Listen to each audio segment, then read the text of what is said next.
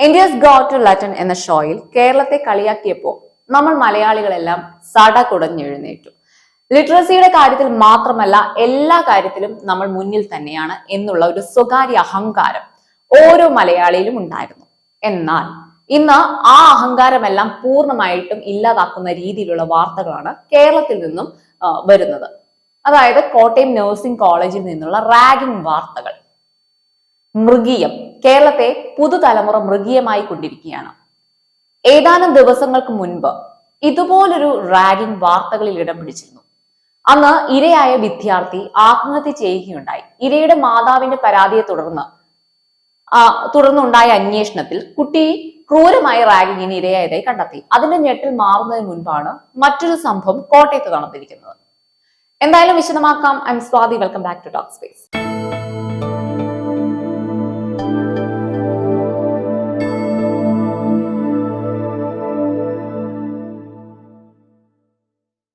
Kottayam nursing കോളേജിലെ 1ാം വർഷ വിദ്യാർത്ഥികളായ 6 പേരെ സീനിയർ വിദ്യാർത്ഥികൾ വളരെ ക്രൂരമായാണ് മർദ്ദിച്ചിരിക്കുന്നത്. മർദ്ദിച്ച രീതി ഒന്ന് വിശദമാക്കാം. ഇരകളായ വിദ്യാർത്ഥികളുടെ ശരീരത്തിൽ മുറിവേൽപ്പിച്ചതിന് ശേഷം അതിലേക്ക് സ്പിരിറ്റ് ഒഴിക്കുക. അതുപോലെ സ്വകാര്യ ഭാഗങ്ങളിൽ ഡംബൽ കെട്ടിത്തൂക്കുക. ഒട്ടും ചിന്തിക്കാൻ പോലും കഴിയാത്ത ക്രൂരതകളാണ് ഈ വിദ്യാർത്ഥികളോട് കാണിച്ചിരിക്കുന്നത്. ഒരുപക്ഷെ ഈ ഹോളിവുഡ് സൈക്കോ ത്രില്ലറുകളിൽ മാത്രം കണ്ടു പരിചയമുള്ള ആക്രമണ രീതികളാണ് ഈ സീനിയർ വിദ്യാർത്ഥികൾ ആ പാവങ്ങളോട് ചെയ്തിരിക്കുന്നത്. സീനിയർ വിദ്യാർത്ഥികൾ എന്ന് പോലും പറയാൻ യോഗ്യതയില്ല. കാരണം ഡബിൾ സ്വഭാവമുള്ള ഇവരെ എന്ത് വിളിക്കണമെന്ന് സത്യത്തിൽ എനിക്ക് അറിയില്ല. ഒന്ന് ആലോചിച്ച് നോക്കൂ. റാഗിങ്ങിനെതിരെ വളരെ കർശനമായ നിയമങ്ങൾ വരെ ഉള്ള നാടാണ് നമ്മുടെ കേരളം. എന്നിട്ടും ദിനം പ്രതി ഇതുപോലുള്ള റാഗിംഗ് വാർത്തകളാണ് വരുന്നത്. ആരുടെ അനാസ്ഥ കൊണ്ടാണ്? പണ്ടുള്ള റാഗിംഗ് മർദ്ദനങ്ങളെക്കാളും വളരെ ക്രൂരമുഖം ഉള്ളവയാണ് ഇപ്പോൾ നടക്കുന്നത്. ഇത്തരത്തിൽ ക്രൂരത കാണിക്കുന്ന ആ വിദ്യാർത്ഥികളുടെ മനസ്സ് എത്രമാത്രം ക്രൂരതയുള്ളതാവും? ഇതെല്ലാം ഇവർക്ക് പ്രചോദനമാകുന്ന എവിടെ നിന്നാണ്? സിനിമകളിൽ നിന്നും സീരീസുകളിൽ നിന്നുമാണോ, അതോ ഇന്റർനെറ്റ് വഴിയോ? ഇപ്പോഴുള്ള വിദ്യാർത്ഥികളുടെ മനോഭാവം വളരെ സൂക്ഷിക്കേണ്ട ഒന്നാണ്. നിയമം ഉണ്ടെങ്കിലും അത് എത്രത്തോളം പാലിക്കപ്പെടുന്നുണ്ടെന്നുള്ളതാണ് ചർച്ചയാകേണ്ടത്. ഇത്തരത്തിലുള്ള സംഭവങ്ങൾ ഉണ്ടാകുമ്പോൾ മാത്രമല്ല ഇതുപോലുള്ള വാർത്തകൾ ചർച്ചയാകേണ്ടത്. ഇവിടെ മനസ്സിലാക്കേണ്ട കാര്യം എന്തുകൊണ്ട് പുതുതലമുറയുടെ മനോഭാവം ഇത്തരത്തിൽ ക്രൂരത നിറഞ്ഞതാകുന്നു എന്നതാണ്. ഇതിന്റെ വിഷ്വൽസ് പുറത്തു വന്നപ്പോൾ ഞെട്ടിപ്പിക്കുന്ന തരത്തിലായിരുന്നു കാര്യങ്ങൾ. സിനിമയെ വെല്ലുന്ന രീതിയിലായിരുന്നു അതിലെ പല സംഭവങ്ങളും. സിനിമകൾ കുട്ടികളുടെ വളർച്ചയെ സ്വാധീനിക്കുന്നുണ്ട്. ഇന്നിറങ്ങുന്ന സിനിമകൾ ശ്രദ്ധിച്ചാൽ തന്നെ മനസ്സിലാകും സിനിമ നൽകുന്ന മെസ്സേജ് എന്താണെന്നുള്ളത്. വയലൻസ് എന്ന വാക്കിന്റെ ഒരു എക്സ്ട്രീം വേർഷൻ ആണ് ഇന്ന് മലയാള സിനിമയിൽ ഉണ്ടായിട്ടുള്ളത്. എന്തിന് മലയാള സിനിമയെ മാത്രം പറയണം? ഇപ്പൊ ഹോളിവുഡ് സിനിമകൾ എടുത്തു നോക്കിയാണെങ്കിൽ റോങ് ടേൺ പോലുള്ള സിനിമകൾ കണ്ടാൽ പോലും യാതൊരു കൂസലും ഇല്ലാത്ത ഒരു തലമുറയാണ് ഇന്നത്തേത്. പണ്ടൊക്കെ ഈ സിനിമകൾ കണ്ടിരുന്ന കാലത്ത് ആ ഒരു സിനിമകൾ കാണുന്ന സമയത്ത് മാത്രം ഉണ്ടാകുന്ന ഒരു ഹാങ് ഓവർ ഇന്ന് സിനിമ കഴിഞ്ഞ് ദിവസങ്ങളോളം മനസ്സിൽ തങ്ങി നിൽക്കുന്നുണ്ട്. കാരണം എന്താണ്? അത്രമാത്രം ആ സിനിമകൾ ഒരു വ്യക്തിയെ സ്വാധീനിക്കുന്നുണ്ട് എന്നതാണ് അർത്ഥം. പണ്ടത്തെ കുട്ടികളുടെ സംസ്കാരമല്ല ഇന്നത്തെ തലമുറയുടേത്. വടി കൊണ്ട് അധ്യാപകർ കുട്ടികളെ തല്ലുന്ന ആ ഒരു പഴയ സംസ്കാരം തിരിച്ചു വരേണ്ടത് അനിവാര്യം തന്നെയാണ്. ഇന്ന് അധ്യാപകനെ വിദ്യാർത്ഥികൾ കൊലവിളി മുഴക്കുന്ന സംസ്കാരത്തിലേക്ക് എത്തിച്ചേർന്നു കഴിഞ്ഞു.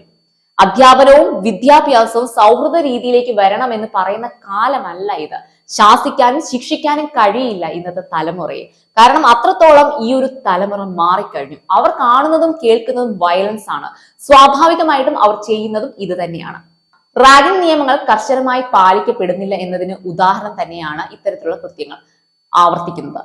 ഇവിടെ കേരളം മറന്നുപോയ ഒരു മറ്റൊന്നുണ്ട്. കഴിഞ്ഞ വർഷം ഇതേ ഫെബ്രുവരി മാസത്തിൽ തന്നെയാണ് വയനാട് പൂക്കോട് വെറ്റിനറി കോളേജിലെ സിദ്ധാർത്ഥ് എന്ന വിദ്യാർത്ഥി റാഗിങ്ങിനെ തുടർന്ന് ആത്മഹത്യ ചെയ്തത്.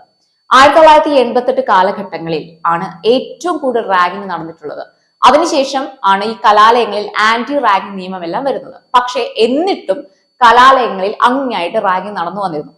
എന്റെ അഭിപ്രായത്തിൽ റാഗിങ് കാര്യമായിട്ട് ഇപ്പോഴും എല്ലായിടങ്ങളിലും നടക്കുന്നുണ്ട്. പക്ഷേ 10ൽ 1 or 2 കേസുകൾ മാത്രമേ പുറത്തേക്ക് വരുന്നുള്ളൂ. ഒന്നെങ്കിൽ ആത്മഹത്യ ചെയ്യുമ്പോൾ, അല്ലെങ്കിൽ അതിക്രൂരത സഹിക്കാൻ കഴിയാതെ വരുമ്പോഴാണ് പുറത്തേക്ക് വരുന്നത്. ആൺകുട്ടികൾക്ക് ഒരു പ്രശ്നമുണ്ട്. തന്നെ അപമാനിച്ചു എന്ന് സമൂഹം അറിയാതിരിക്കാൻ തനിക്ക് ലഭിച്ച ക്രൂരമായ റാഗിങ്ങുകൾ പുറത്തു പറയാതിരിക്കുക. ആ മുറിവേറ്റ മനസ്സുകൾ പിന്നീട് പ്രതികാരം വീട്ടുന്നത് പിന്നീട് വരുന്ന ജൂനിയർ വിദ്യാർത്ഥികളോടാകും. തനിക്ക് കിട്ടിയതിൽ കൂടുതൽ തന്നെ ജൂനിയറിന് കിട്ടണം എന്നുള്ള വാശി.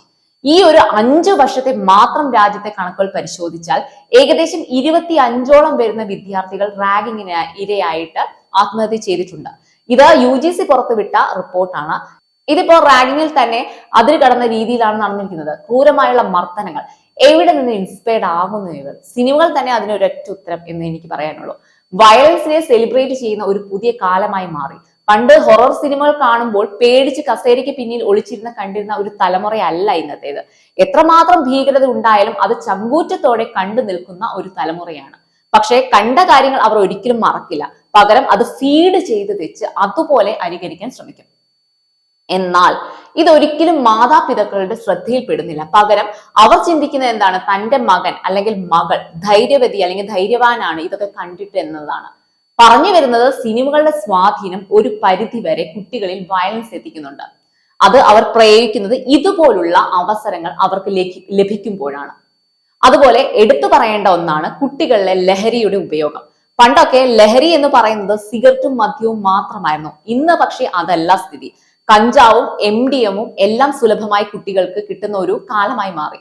ഇത് ഓരോ കുട്ടിയുടെയും ഉപബോധ മനസ്സിൽ ഹൈഡായി കിടക്കുന്ന ആ ഒരു മാലിന്യത്തെ പുറത്തെത്തിക്കും. അതായത് ക്രൂരഭാവത്തെ. അത് സ്വന്തം സഹപാഠി ആയാലും ആ ഒരു ക്രൂരഭാവം പുറത്തേക്ക് വരും. കുട്ടികളിൽ എമ്പതി വളർത്തിയെടുക്കുക എന്നുള്ളത് പാരന്റിന്റെ മാത്രം ഉത്തരവാദിത്തം ആയി കാണരുത്. അതിനെ ഒരു സാമൂഹിക ഉത്തരവാദിത്തമായി കാണേണ്ടതായിട്ടുണ്ട്. ഇല്ലാത്ത പക്ഷം നമ്മൾ വാർത്തെടുക്കുന്ന ഈ ഒരു തലമുറ നാളെ നമ്മൾ ഒരിക്കലും ചിന്തിക്കാൻ സാധിക്കാത്ത രീതിയിലേക്ക് മാറും.